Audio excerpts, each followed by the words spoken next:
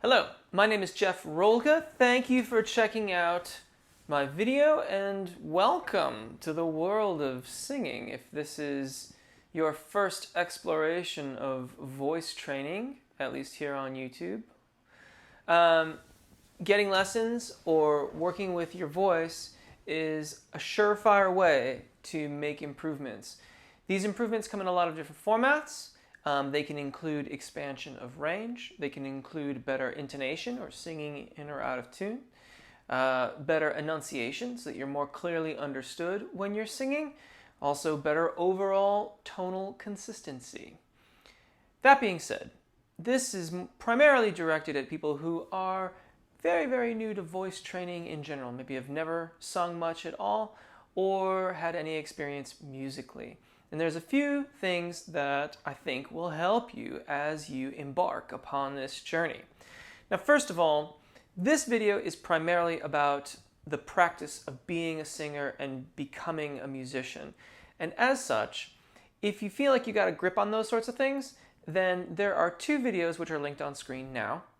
And those are the singing aspects of this practice. In this video, I'm going to talk to you about some of the terms that we use in singing, teaching singing, and as well some of the concepts like breathing, breath support, as it's commonly referred to as. For starters, though, I would like to suggest to you that one of the most important factors that you consider as you start your practice is that of what is a sustainable practice schedule for you.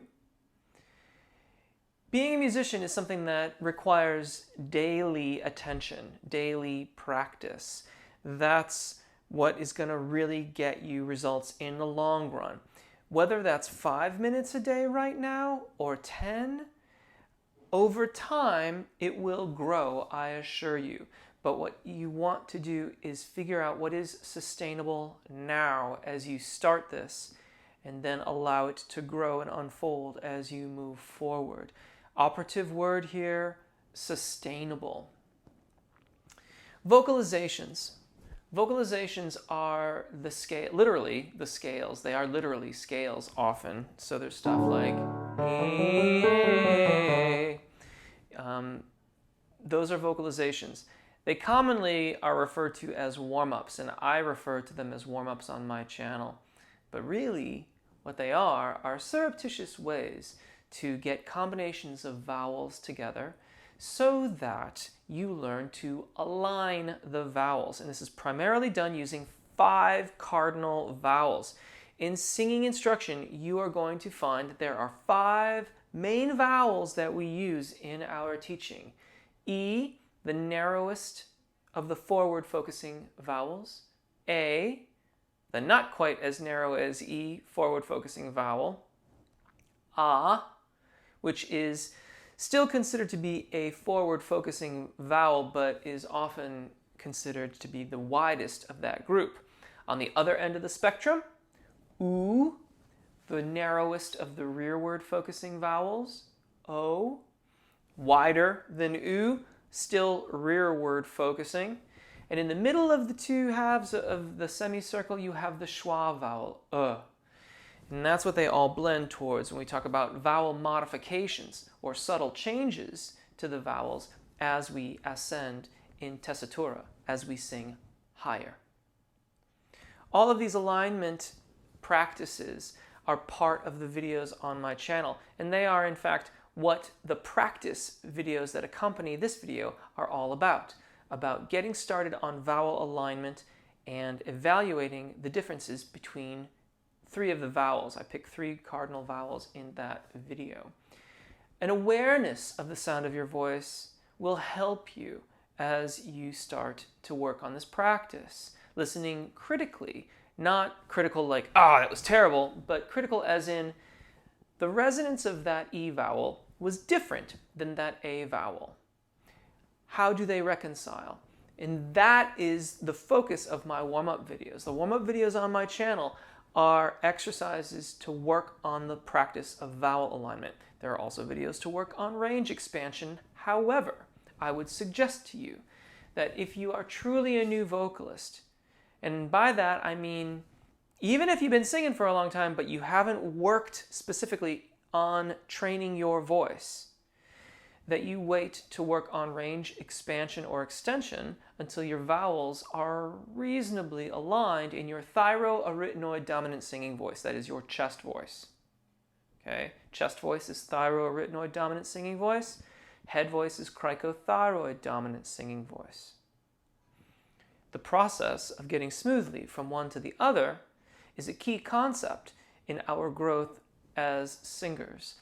However, try to go to that process too soon in the whole grand scheme of things, and you may find that even if you can do it, it will be far too inconsistent to reliably use in your performances, or it will just be frustrating and it won't work as well as you would like it to. Work on your concepts of vowel alignment in your chest voice, thyroarytenoid dominant singing voice first. At the same time, work on your quote-unquote support. That's a big word that gets thrown around when we talk about singing. Support. What does it mean?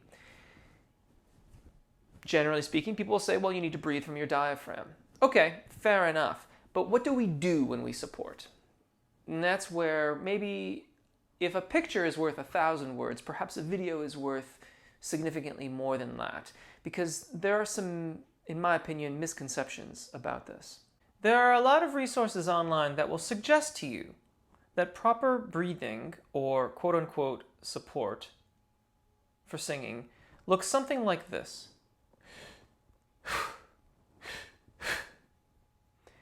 And I am going to suggest to you that that is largely incorrect and ineffective. Please don't take my word for it. There are numerous resources online, and what you will find when you explore them is that what you are primarily doing when you do that is moving your guts around. Now, in order to get great subglottic air pressure, I teach the appoggio breath management system. I didn't come up with this, it's part of bel canto singing. And the two main things that you need to do in order to get on board with appoggio is learn to expand your ribcage laterally. And note that this isn't that. It's a lateral expansion. The shoulders stay primarily in the same position. And then these muscles lift towards my sternum. And that begins the process of interaction with the diaphragm that creates the suspension of the air column. I don't want to seem like I'm bandying words about between support or engagement, but the fact of the matter is that when you talk about appoggio, that is the Italian word for to lean or to lean on, and we are leaning on the air column. It's different than lifting the air up or blowing it out your mouth or any of those things. And while concept alone won't necessarily get you all the way where you want to go, that concept I think is really, really important, because so much of what we get taught when we're told to stick our stomachs out and suck them back in is a brute force way of going about trying to control the apparatus that ultimately gives us subglottic air pressure, the engagement below the epiglottis that allows it to be free and released. And when you look at appoggio and you begin the practice of it, you realize that it is a much more pervasive and persistent system. And it is that persistence, that continuity of the air pressure below the voice, that really allows the vocal fold the ability to release. And that's one thing that we can all agree upon, that we want that release of the vocal fold mechanism so that we can move effortlessly and seamlessly through the various ranges of our voice. In my various videos, you'll hear me refer to it as the cultivation of release of the vocal fold, because I think about it in those terms. We're forever cultivating that release, cultivating that freedom of voice so that we can truly get the colors and the range, the type of expressivity that we wish from our voices for the music that we choose to make. And it is with that thought that I leave you here to explore the channel, to explore your voice. If you have questions, you can find me easily in the comment section or on Twitter. I thank you in advance for watching and hope that you will find this video as well as the many others that are on the channel very helpful. And I will sign off as I always do. Take really good care of your voices. Enjoy singing. Hopefully we'll see you again.